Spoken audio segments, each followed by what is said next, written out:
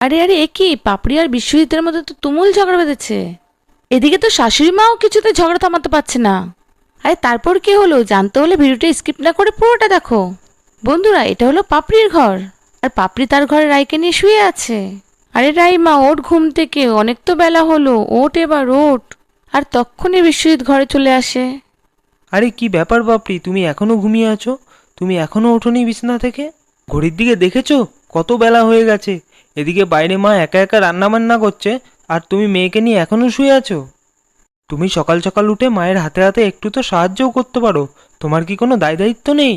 আরে আমার কথাটা তো শুনবে, তখন থেকে একা একা বকবক করেই যাচ্ছ। আচ্ছা বলো তো, আমি ওখানে গিয়ে কি করব? মা তো ওদিকে কোন ভোর থাকতে সব কাজ বাজ সেরে ফেলে।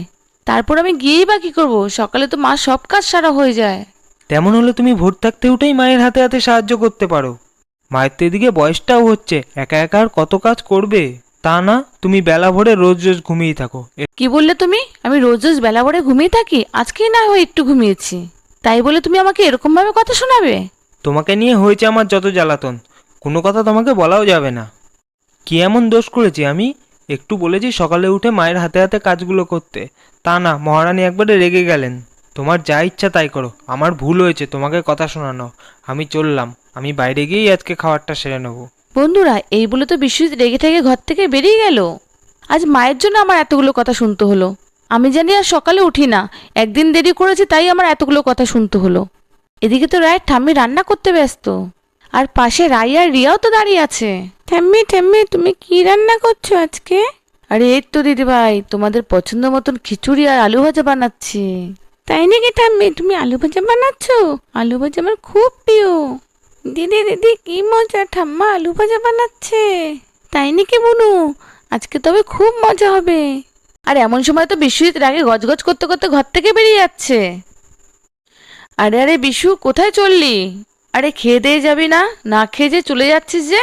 থাক মা, আজকে আর খাওয়া দাওয়ার দরকার নেই, আমি বরং বাইরেই খাওয়া দাওয়াটা সেরে নেবো। আর এদিকে তো ঠিক তক্ষুনি পাপড়ি ঘর থেকে বেরিয়ে এলো। আরে কি হলো, তুমি না খেয়ে চলে যাচ্ছ যে? আরে তুমি তো সকাল উঠে কিছুই খেলে না, এভাবে খালি পেটে বেরাতে নেই বাইরে থেকে। থাক, অনেক হয়েছে। আমার আর খাওয়ার দরকার নেই, আমার খাওয়ার দাওয়ার মাথায় উঠে গেছে। আমি যাই, আমার কাজের নয়তো অনেক দেরি হয়ে যাচ্ছে। দেখেছো মা, দেখেছো? তোমার ছেলের কথা শুনেছো? একটা দিন দেরি করে উঠেছে বলে কিভাবে আমার সাথে ঝগড়া করছে।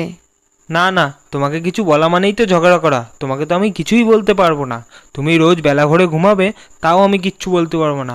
সব দেখেও চোখ বন্ধ করে থাকতে হবে আমার। আর প্রতিদিন সকালে উঠে মা গাধার মতো খাটনি করে যাবে, সেগুলো তোমার চোখে পড়ে না, না? আরে বা থাম থাম, তোরা আর ঝগড়া করিস না। সাত সকালবেলা এরকম কেউ ঝগড়া করে?